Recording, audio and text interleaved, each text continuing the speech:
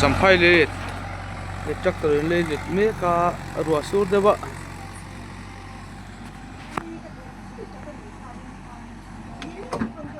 la thawang wan thlai tene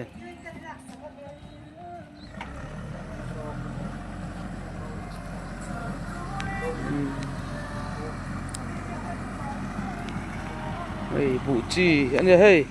anh hey sare poni lo oh athenin hey an phun to line chen ka ten let me ka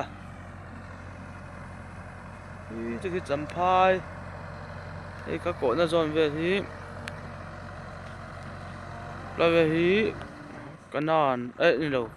zan veng son hay là bằng electric veng hầu zan veng thấu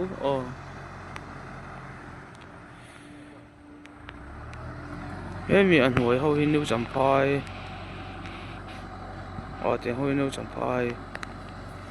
đây lại tên chinh á ăn nuông đủ khóc mày vẫn là cố lằng đây em sẽ xin lá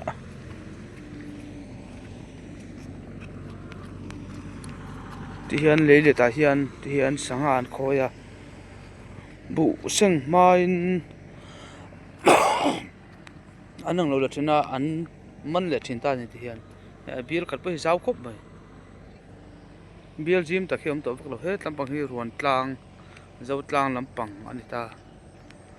anh lang tắc cái dâu tlang ni lo bin ruộng tlang anh ta hay tùy công tùy in luôn bỏ nó hay bill sẽ mỗi vlog xin hàng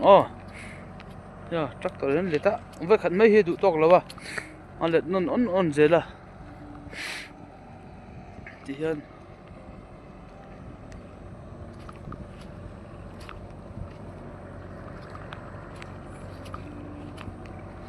này tùy in kalpona hay anh đăng lại đó này thì anh tiếp phui liền mấy ta abiel thì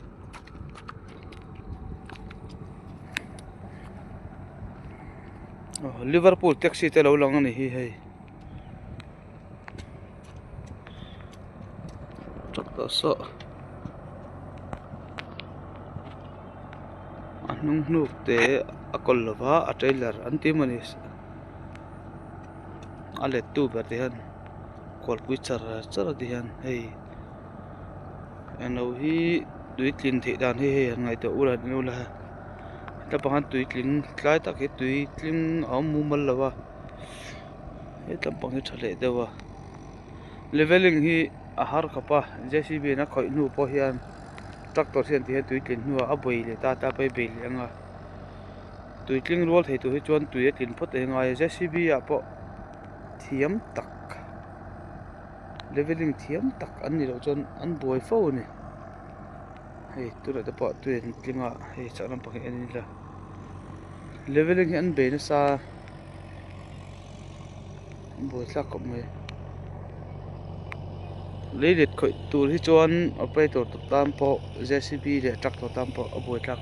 fil thlang por ani vek hei thlam Champhai ra siveng puram chiang ate thlam ani hei achak tang hi tihan pur mun nuam khom mai ale